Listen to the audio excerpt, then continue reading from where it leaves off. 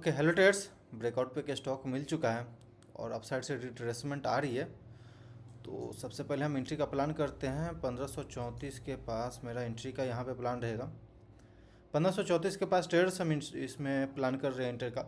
ऐसे 1530 के पास इसका एटीपी चल रहा है, एवरेज ट्रेडर प्राइस, जो कि इंपॉर्टेंट होता है। कभी भी ये स्टॉक अपसाइड को निकलता है तो हाई चांस रहता है कि अपने एटीपी के पास एक बार आएगा। तो बस इसी थिंकिंग के साथ 34 के पास देते हैं पहले। अगर नीचे मिलता है तो कुछ क्वांटिटी और हम ऐड कर सकते हैं नीचे के लेवल पे। 1527 का स्टॉप लॉस है, इसलिए हम वहाँ पर कुछ क्वांटिटी और ऐड कर सकते हैं, जो कि मेरे proper risk reward pocket size के हिसाब से ही रहेगा। ओके ट्रेडर्स, देखते हैं एग्जीक्यूटिव मिलता है या नहीं। ओके, एग्जीक्यूशन मिल चुका है यहाँ पे और 50 क्वांटिटी हमने इंटर कर लिया ट्रेड में। होल्ड करते हैं। ओके ट्रेडर्स, तो अभी रिस्क रिवार्ड का अगर हम बात करते हैं यहाँ पे, तो लगभग 1527 के आसपास का ही मेरा रिस्क देना चाहिए इस लेवल पे। इतना बड़ा रिस्क आई थिंक कि नहीं रहना चाहिए। 1527 से जो स्विंग लो है 1527 1528 के आसपास, वहाँ का हम स्विंग लो का टारगेट बड़े स्टॉप लॉस देते हैं ट्रेडर्स।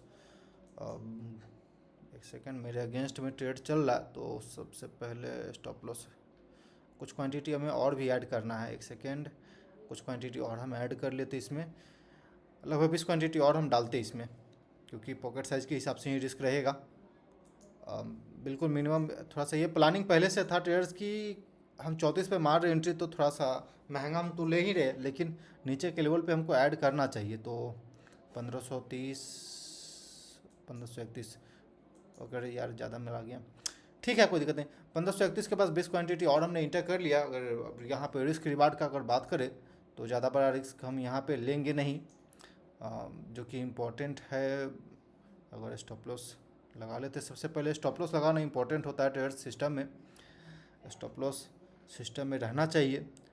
जनरली हम डे लो का स्टॉप लॉस देते हैं, आज थोड़ा सा स्विंग लो का देते हैं। ब्रेकआउट वाला स्टॉक है तो इसलिए हम ज़्यादा कुछ बड़ा स्टॉप लॉस का प्लान नहीं कर रहे। अगर यहाँ से मूवमेंट अपसाइड को आना होगा, ओवरऑल मार्केट में रिकवर देना होगा।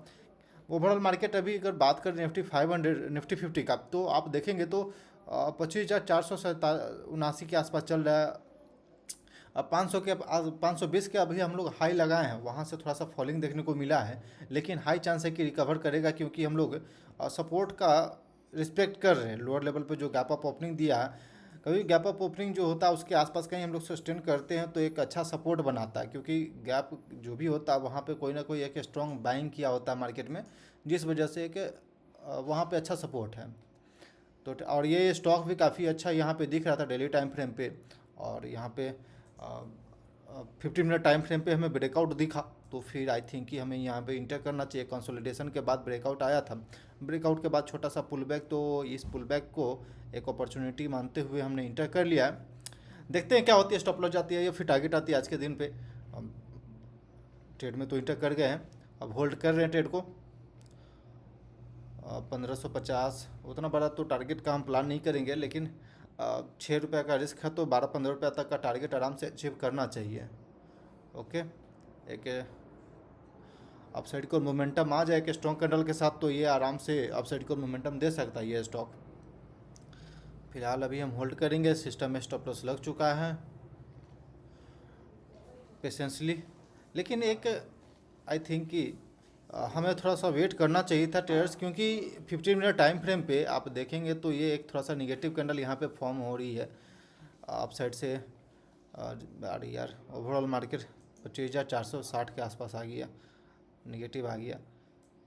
ओवरऑल मार्केट में सेलिंग आ गया और यहाँ पे भी सेलिंग देखने को मिल रहा है। ठीक है, देखते हैं, हम होल्ड कर रहे हैं। वैसा नहीं है कि हमको लग रहा है कि एग्जिट कर ले या फिर ऐसा कर ले। एक बार ट्रेड में हम इंटर कर जाते हैं तो फिर बिल्कुल अपने जो प्लान है उसी के हिसाब से हम चलेंगे। ऐसे मतलब कि रैंडम हम कहीं एग्जिट नहीं करेंगे।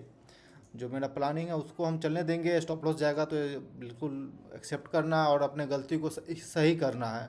एक इंट्राडे ट्रेडर के लिए यही इंपॉर्टेंट चीज़ है कि अपने गलतियों को एक्सेप्ट करिए और उस पर ध्यान दीजिए, उस पर लर्निंग करिए। देन इसके अलावा मार्केट के ऊपर छोड़ दीजिए, मार्केट क्या करना है, मार्केट को क्या देना है वो तो मार्केट के ऊपर डिपेंड करता है। बशर्ते एक ट्रेडर का काम होता है अपने मिस्टेक, अपने रिस्क को मेंटेन करते हुए चलना।